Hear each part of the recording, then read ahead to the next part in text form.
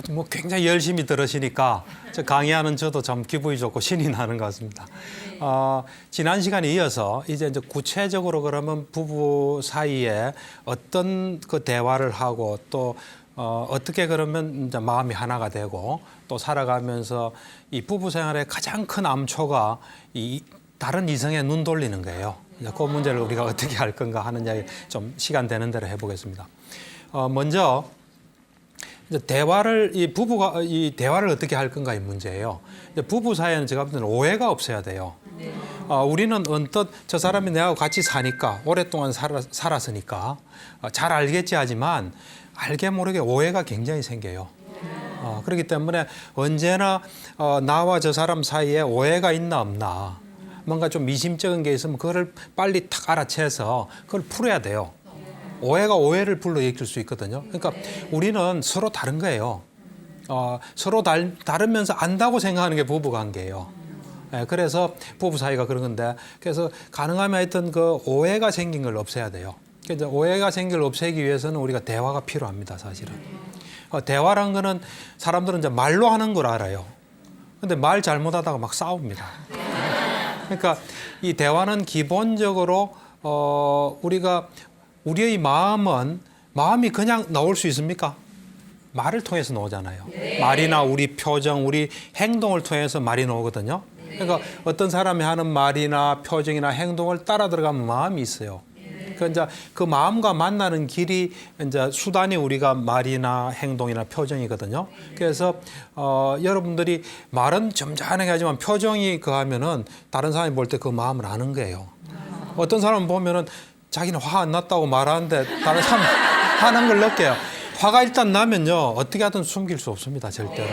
내가 아무리 예의 바르게 이야기해도 그 속에는 화가 들어 있어요. 그러니까 화가 나면 난 화를 인정하고 또 자연스럽게 하는 게 좋아요. 그러니까 자기는 이래요. 나는 화도 안 하고 예의 바르게 했고 그 사람이 이상하다 이런데 화나면 벌써 그게 탁 옵니다.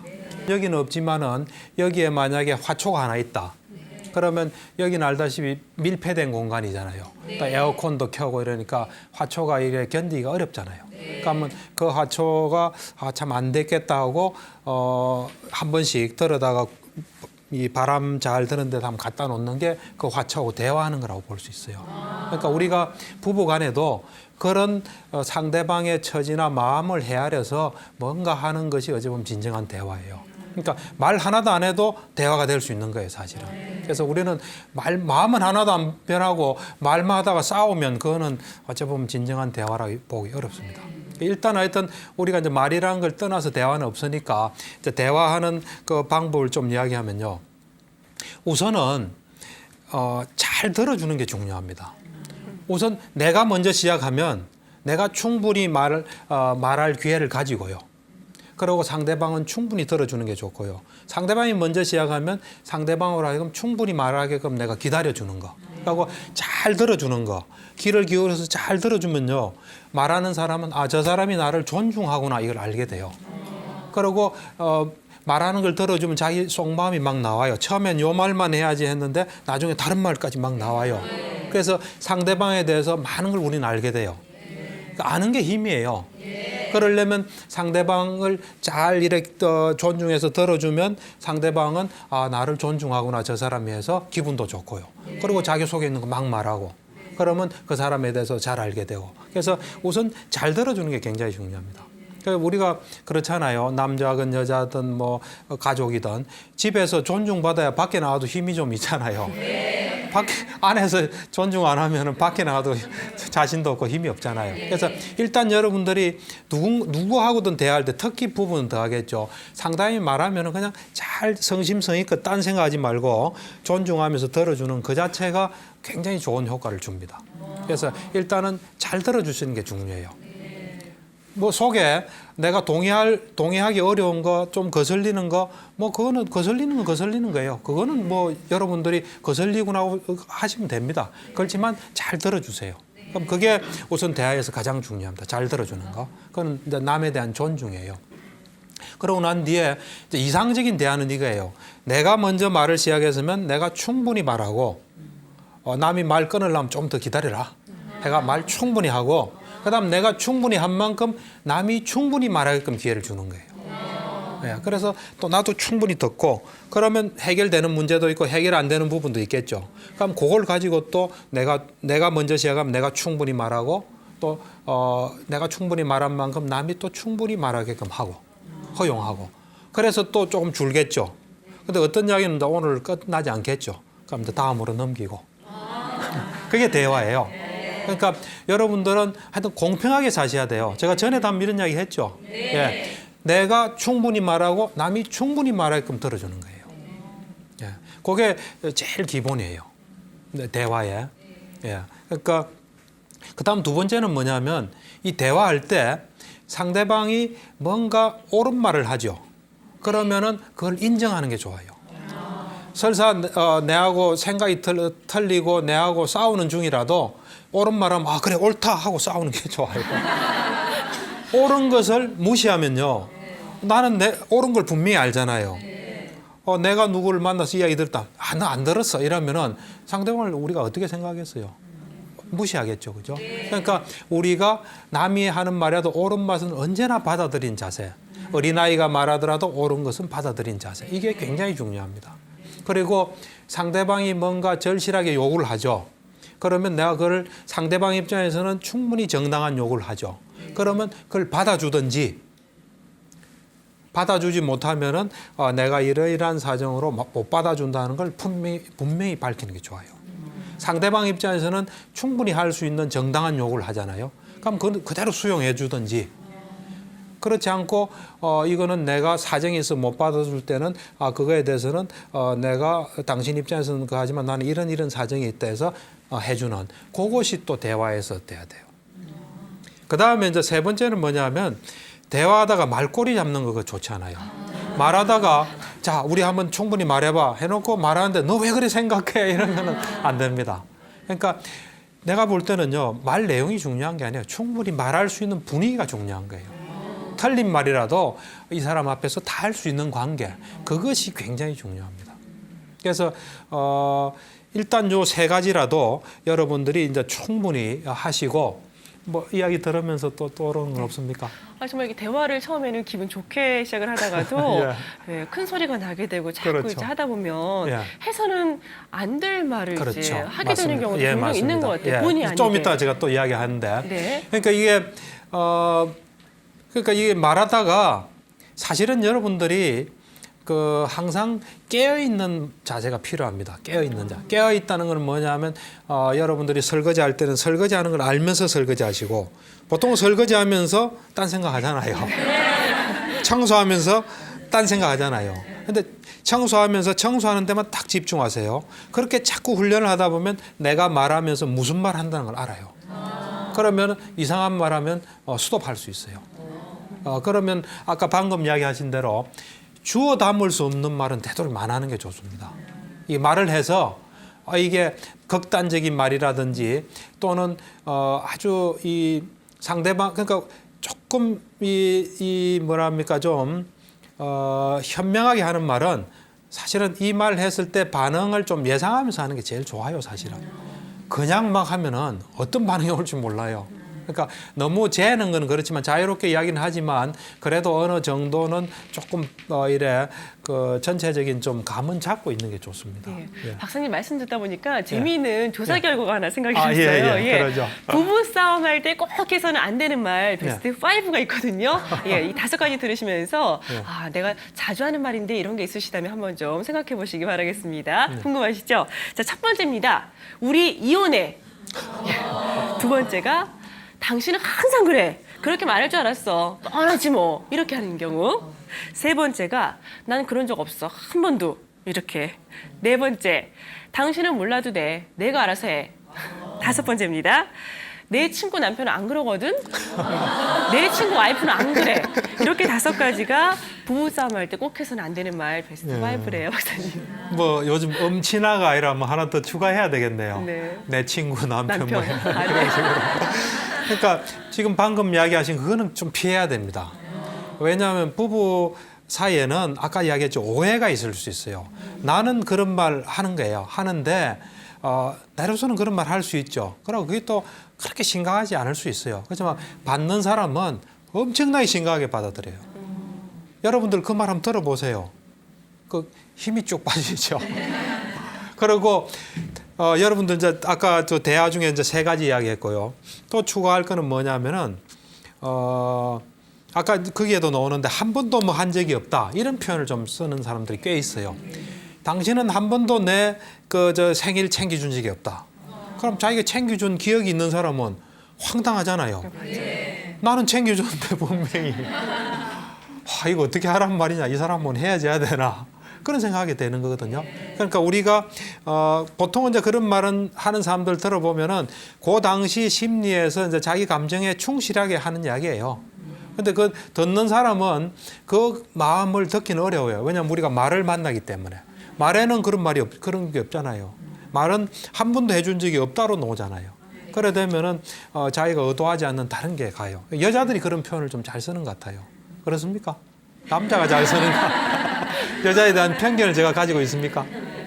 내가 보니까 조금 그런 말을 잘 쓰는 것 같아요. 그런 말은 피하시고요. 하여튼 지금 행걸 가지고 이야기하는 게 좋아요. 이번 결혼기념, 이번 생일을 당신이 안 챙겨줬다. 그건 확실하잖아요. 그죠? 그리고 또 이제 말할 때 상대방 인격을 무시하는 말은 안 하는 게 좋습니다. 상대방 인격을 무시하는 말. 그러니까 예를 들면 당신은 뭐 기본이 안 돼 있다든지 쫀쫀해. 네? 쫀쫀해라든지 네. 뭐 그런 좀 인격을 무시하는 말 이런 건 안 하는 게 좋습니다. 그러니까 우리가 가급적이면 아까 제가 얘기했죠.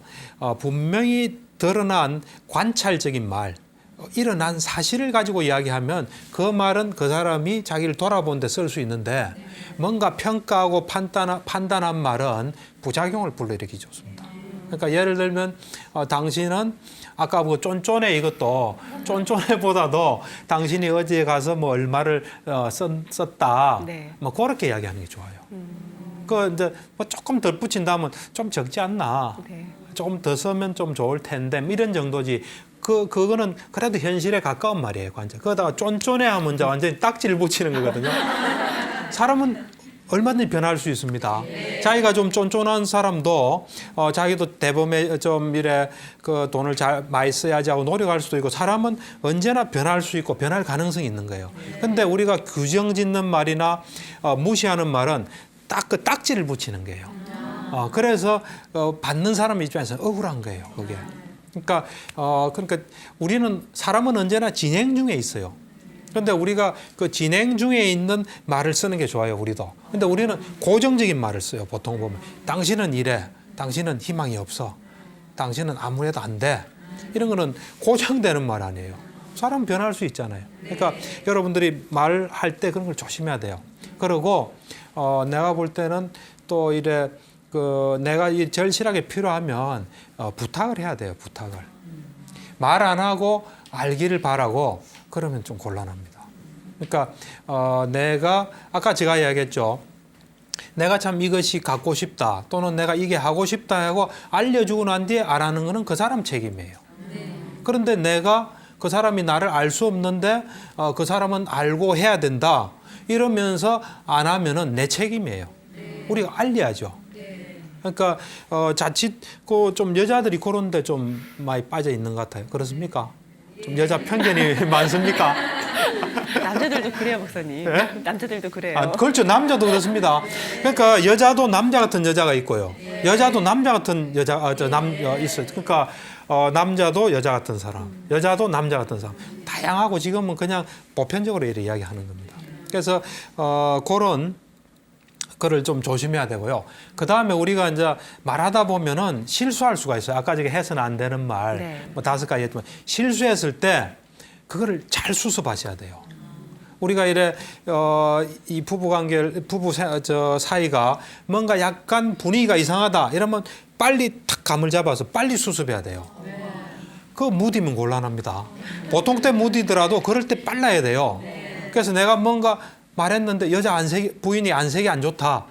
그러면 안색이 안 좋다는 건 존재가 팍 영향을 받은 거거든요. 그럴 때 빨리 수습을 해야 돼요. 어떻게 수습하냐면 내가 방금 이런 말을 했는데 그거를 왜냐하면 듣는 사람은 말한 사람의 마음을 몰라요. 또 어떤 과정을 거쳐서 그런 말이 나온지 모르기 때문에 아, 내가 좀 속이 상하다 보니까 이런 말 했다.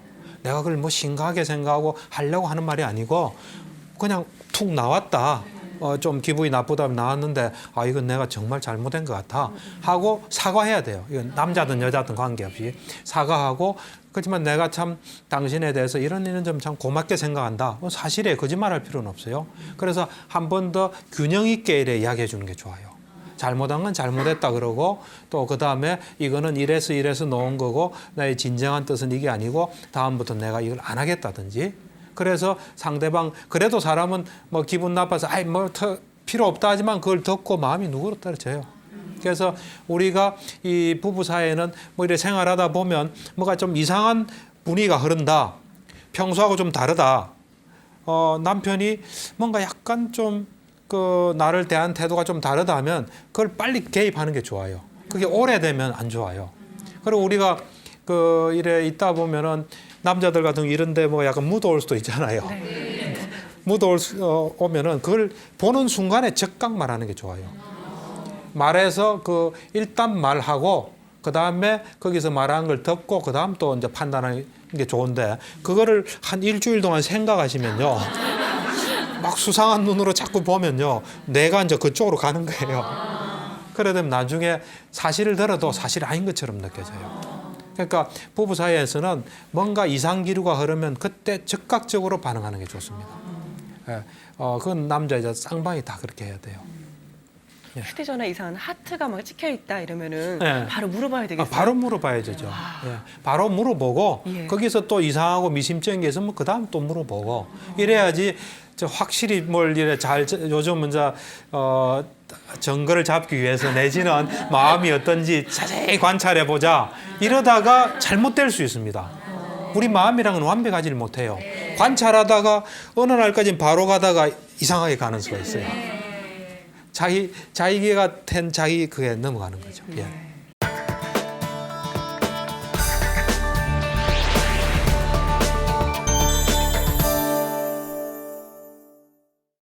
아까 이야기했다시피 부부 생활 관계는 어렵습니다, 사실. 어려운데 그걸 좀 덜 어렵게 해 나가는 이제 과정이 공감입니다, 공감.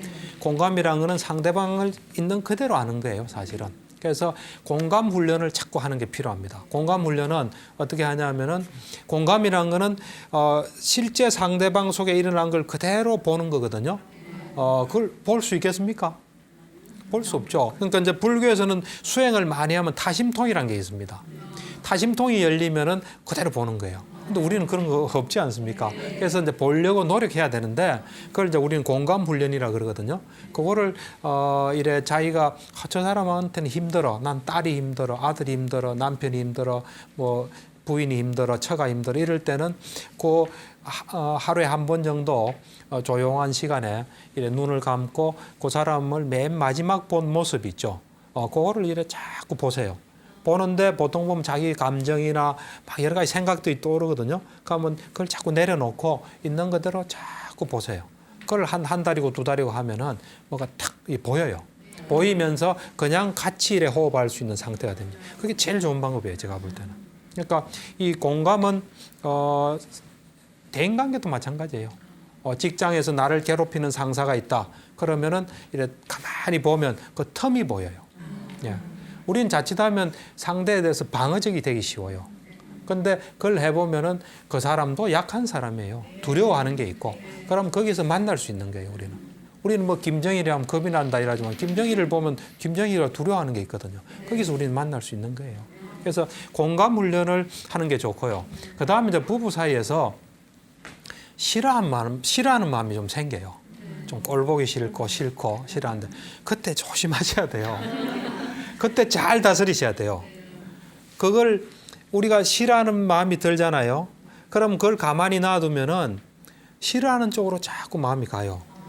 그리고 우리 뇌가 이 구조가 어떻게 돼 있냐면 이거는 이거다 이러면 이제 그쪽으로 자료를 찾아요, 보통 보면. 그래서 옛날에 제가 어떤 프로그램에 참가를 했는데 거기에 싱가포르 사람이 와서 이제 강의를 하는데 이 사람이 이런 이야기를 하더라고요. 자기는 전에는 차에 관심이 없었대요. 없는데 자기가 이제 차에 관심이 생겼대요. 그래서 뭐 예를 들면 뭐 벤츠에 관심이 이제 생긴 거예요. 그 전에는 자기가 그 전에 뭐 길거리 갈 때는 벤저가 하나도 안 보였대요. 이제는 여기도 벤저, 저기도 벤저래요. 관심이 생기면 그걸로 가는 거예요. 그래서 우리가 싫어하는 마음이 생기잖아요. 그럼 싫어하는 쪽으로 자꾸 가면서 그것들이 자라게 돼요. 그래서 남편 싫어가지고는요, 좋은 거 하나도 없어요. 부인 싫어가지고 좋은 거 하나도 없어요. 싫어하는 마음이 생길 때 잘 다스리셔야 돼요. 그러니까 벌써 그런 마음이 이제 자리 잡게 되면 그걸 또 해결하는데 어렵습니다. 그래서 우리가 살아가다가 저는 이런 생각을 합니다. 그 배우 부부간에 저 사람이 최고다 이래 생각해야지 편하지. 저 사람이 시원찮다 생각하면 자기도 별로 안 좋은 거예요. 제가 이런 어떤 책에서 이걸 봤는데 어떤 사람이 목수였어요. 목수인데 이제 평생을 집을 지은 거죠. 그리고 이 사람이 이제 은퇴할 나이가 된 거예요. 자기도 이제 자기 시간도 갖고 싶고 가족들하고도 시간도 가지고 싶어서 이제 자기하고 이 조가 돼서 항상 일했던 그 사장한테 내가 이제 그만 집 짓는 일을 그만하고 싶다. 그래서 내가 이제 그만하겠다 하니까 이 사람 참 집을 잘 지었거든요. 이제 안타깝죠. 그렇지만은 이야기를 들어보니 그럴 수밖에 없으니까 그럼 그렇게 해라 하면서 그 대신 내 부탁을 하나 들어달라. 마지막으로 집 한 채만 지어주고 이제 그만두라 하니까 청을 거역할 수는 없잖아요. 요구를. 그러니까 그럼 하나 지어주겠다는데 이미 이제 그때는 마음이 떠난 거예요, 이 사람이. 집도 이제 대충 짓고 자재도 대충 쓰고 그러니까 집을 다 지어서 이제 가져간 거예요. 가져가서 이제 사장 보고 집 다 지었다 하니까 사장이 키를 주면서 이게 당신에게 주는 선물이다 그래서 자기가 살 집을 지은 거예요, 엉망으로. 우리가 똑같아요.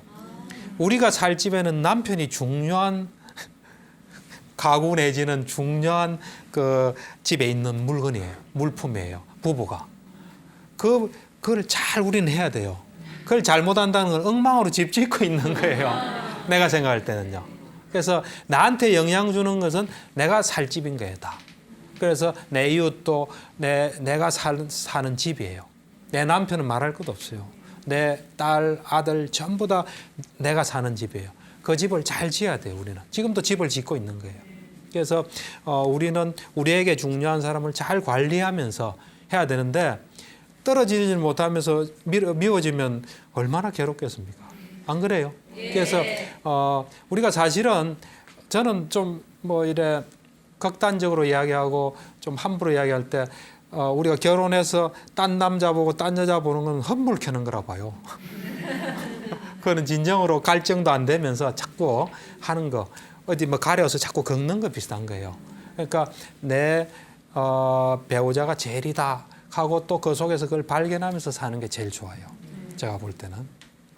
그래서 우선 하여튼 여러분들 속에 그런 부정적인 마음이 이래 싹 틀 때 그걸 자기를 위해서 이래 바로 잡으셔야 돼요. 그 다음에 또 하나 여러분들에게 하나 해주고 싶은 이야기는 좀 약간 사이가 안 좋잖아요.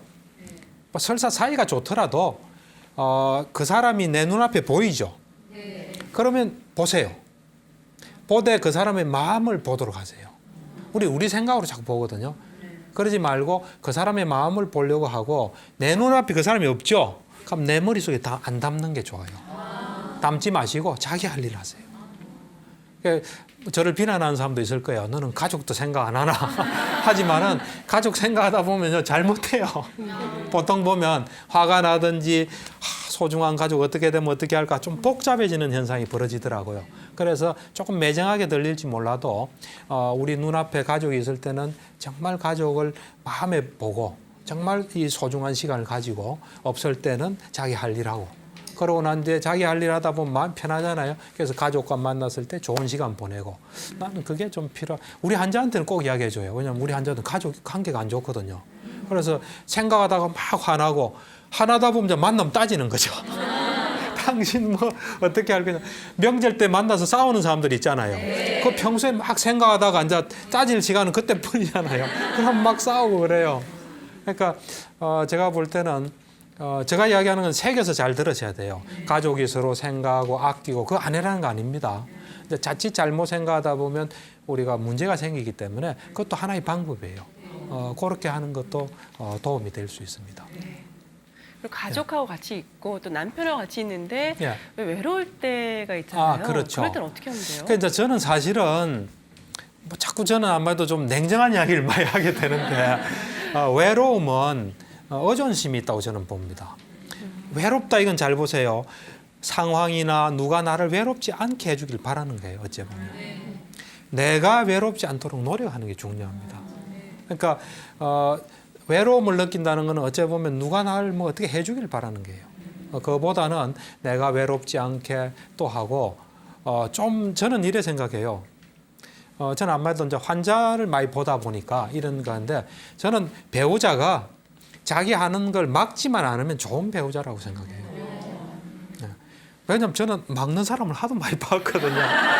여러분들 안 막으면요. 이 시간에 자유롭게 얘기 있게 해주면 좋은 배우자라고 생각하세요. 예. 그렇게 우리는 좀 생각하고 나의 즐거움이나 행복은 내가 찾는 거예요. 딴 남자하고 뭐 딴 여자하고 찾는 그런 거 아니고 내 인생의 의미, 내 시간은 내가 잘 활용하는 거예요. 그렇게 좀 생각하는 게 좀 좋을 거예요. 제가 오랜 경험에서 볼 때 왜냐하면 우리가 배우자한테서 뭔가 재미도 찾고 이러면 그건 참 해주기 어려워요. 미묘하거든요. 어떻게 행복하게 해줘요? 그 사람 마음에 있는데. 그러니까 그게 잘못될 수 있는데 이제 그래서 저는 좀 극단적으로 내 하는 일만 막지 않으면 좋은 배우자다. 그러고 자기 살 길 자기가 찾는 거예요. 자기 행복도 자기 시간. 우리는 시간을 쓰다 가는 존재예요.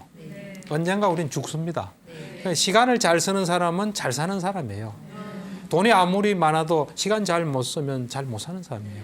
이 귀중한 시간을 우리가 순간순간 잘 쓰면서 사는 게 잘 사는 거예요. 이렇게 행복한 부부가 될 수 있는 대화 요령, 예. 마음을 맞춰갈 수 있는 그런 예. 맞추는 과정에 대해서 쭉 말씀을 예. 해주셨잖아요. 예. 솔직히 이런 부분들은 노력을 하면 예. 어느 정도 극복할 수 있는 부분이 있는데 그렇죠. 요즘에 이혼하는 그 원인을 보면 예. 배우자의 외도가 많다 맞습니다. 또 이런 예. 결과도 있었어요. 그 이야기를 아마 좀 하겠습니다. 네. 그 약간 이전에 이제 마음이 하나 되는 길. 우리가 옛날에 그 일심동체란 말 많이 썼지 않습니까? 근데 실제는 이심이체예요. 마음도 둘이고 몸은 다른 거예요. 일심하면 마음이 하나고 동체하면 몸이 같다는 거 아니에요. 실제는 이심이체예요. 이자는 다를 이자를 써서 마음도 두 개고 몸도 다른 거예요. 몸이 다르다 보니까 좋아하는 것도 달라요. 나는 뭐 이래 한식이 먹고 싶고 다른 사람은 스파게티가 먹고 싶을 수 있는 거예요. 그러니까 실제는 이심이체인데 그래서 제가 이제 많이 배운 그 정신과 원로 선생님은 그러시더라고요. 실제는 이심이체인데 그 이심이체를 받아들이고 존중하는 마음이 일심동체다 그러시더라고요. 그것도 굉장히 탁월한 해석이에요. 근데 이제 뭐 그렇게 생각하고 살았죠. 살다가 이제 저는 뭐 불교 공부를 좀 하다 보니까 불교 경전을 봤어요. 경전을 보니까 일심이 되는 길이 있더라고요. 그걸 여러분들한테 좀 소개할게요. 이제 초기 경전 앙구따라 니까야라는 경전이 있습니다. 거기 보면 그 세 사람이 나와요. 아누루따라고 불교에서는 굉장히 유명한 사람입니다. 10대 제자 중에 한 사람이고 천안통일에서 멀리 걸 보는 그런 이제 아주 탁월한 그런 제자인데 그 세 분이 이제 깨달음을 얻기 전에 수행할 때 이야기예요. 그러니까 하루는 부처님께서 그 세 사람이 수행하는 데를 찾아가요. 찾아가서 이제 서성으로서 점검을 해요. 첫 번째가 이제 먹는데 자는데 뭐 이런데 불편이 없나 이걸 체크해요. 그러니까 불편이 없다니까 두 번째는 서로 화합해서 잘 지내나 이걸 또 체크해요. 세 번째는 열심히 노력하나. 네 번째는 열심히 노력해서 뭘 경험했나 이걸 다 체크해요. 근데 제가 그 중에 화합해서 지내나 이 부분을 볼 때 일심의 가능성을 제가 발견했어요.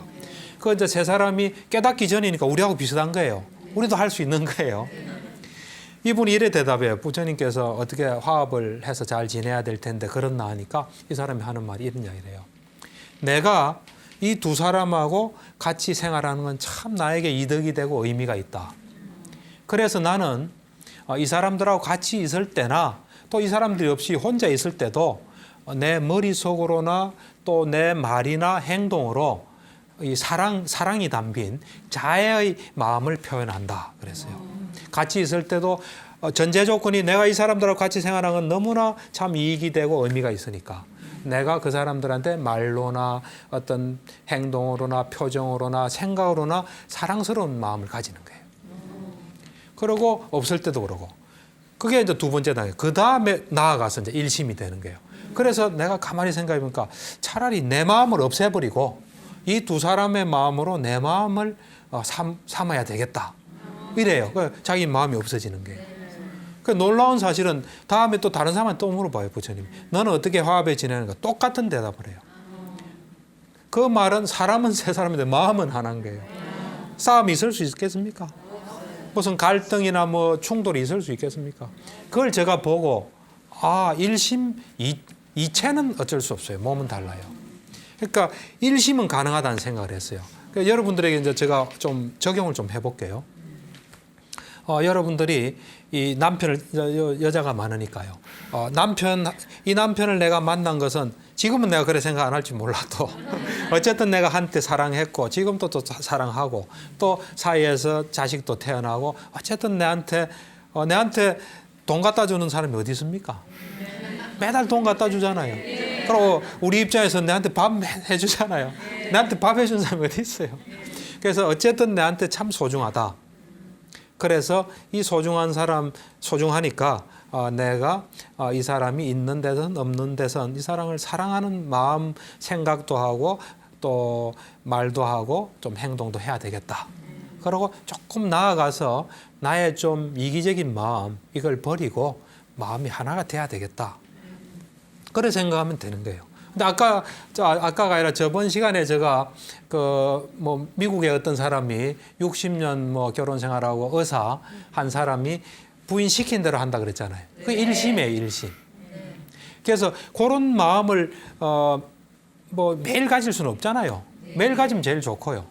매일 못 가지면 어쩌다가 한 번 가지시고 정 안 되면은 결혼 기념일라도 배우자에 대한 선물로서 가지고 그게 안 되면 그런 걸 한 번씩이라도 기억한다면은 우리가 좀 살아가는데 그런 가능성도 있어요. 그러니까 그걸 실천한 사람들도 있는 거예요. 우리도 할 수 있는 거 아니에요? 할 수 있지 않겠습니까? 네. 잊어버리시면 안 돼요. 어떻게 가능하겠습니까? 예, 배우자가 없을 때도 이제 많이 예뻐해줘야 말씀하셨으니까 그렇죠. 남편 출근하고 이제 전화로 친구랑 남편 흉보고 이러면 안 되겠네요.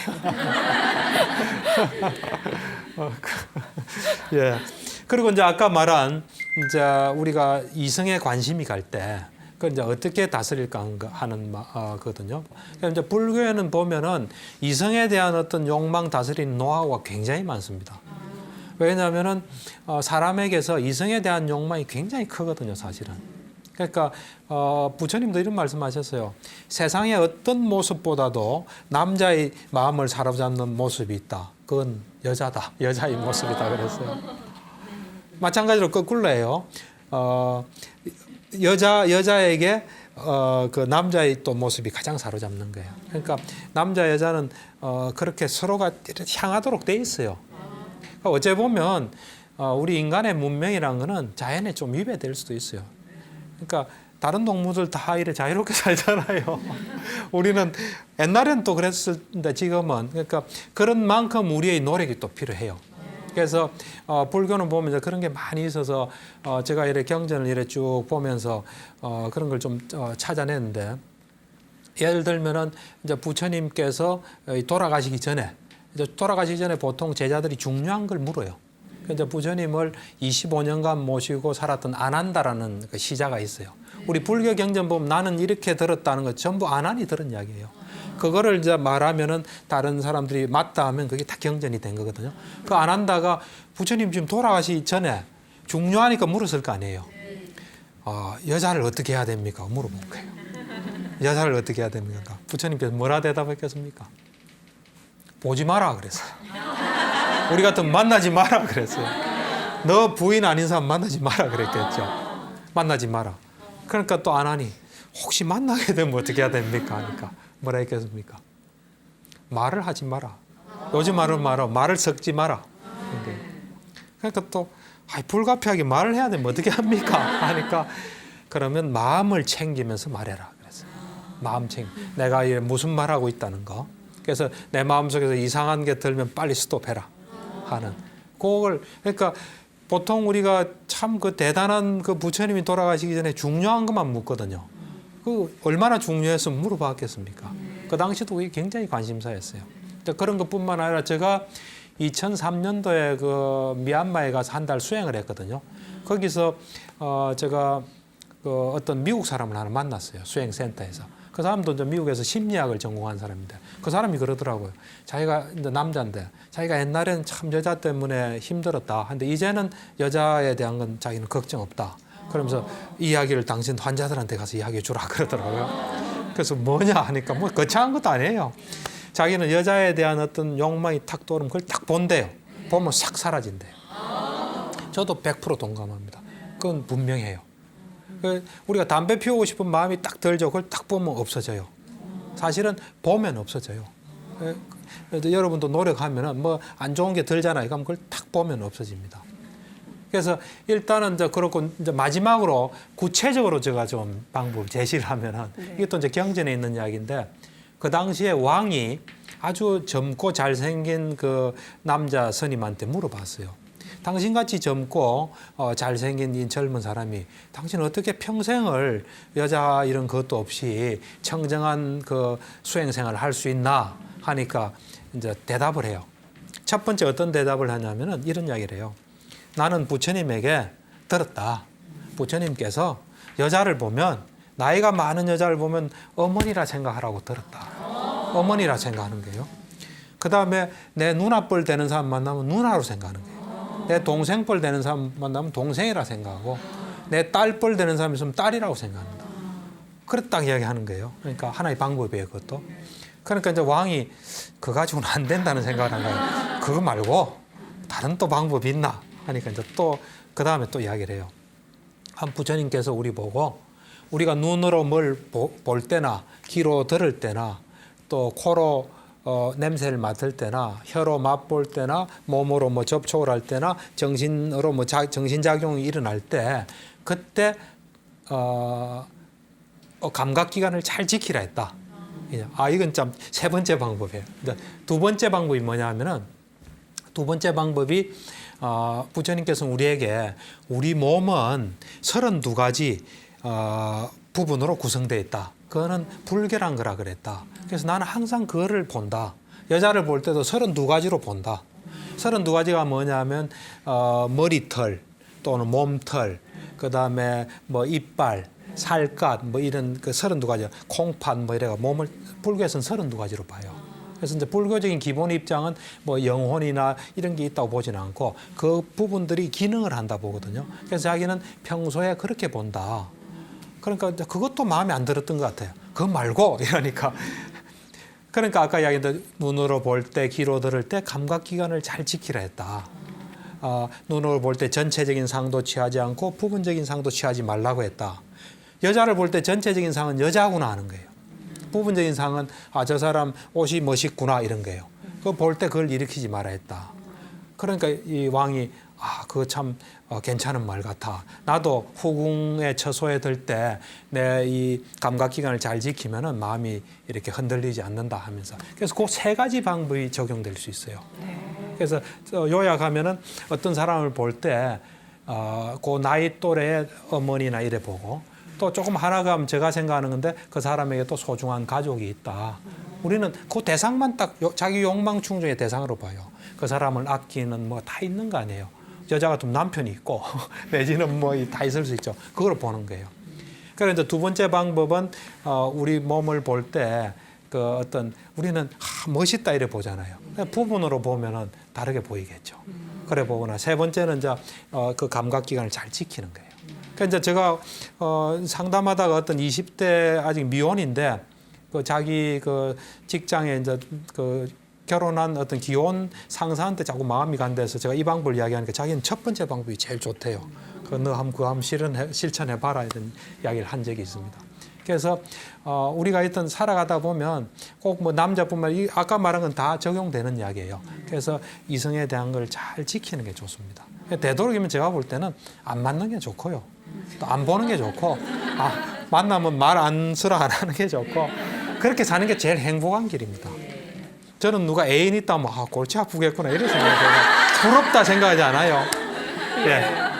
아까 부처님 말씀 중에서도 이제 여러 부분을 인용을 해주셨는데 저희는 아무래도 병원을 이제 찾은 분들 가운데서 마음을 좀 잘 다스려서 그런 부분을 좀 극복한 경우를 말씀을 더 해주시면 더 와닿을 것 같아요. 보통 이제 저 경우에는 이제 그런 경우는 사실 외도해가지고 오는 경우가 꽤 있거든요. 오는데 보면은 그 사람이 외도할 수 있는 그 어떤 시스템이 돼 있어요. 예를 들면 어떤 남자들은 누가 인정해주면 되게 좋아하는 사람이 있어요. 인정받기를 좋아하는 사람. 또 그리고 또 이제 성욕이 좀 있는 사람이든지. 그래서 그런 것들을 우리가 이제 하나하나 이래 바꿔주는 거죠. 바꾸어서 그 사람이 어디 가도 좀 안전한 사람이 될 수 있게끔. 그래 바꿔줘. 시간이 다 된 것 같은데. 알겠습니다.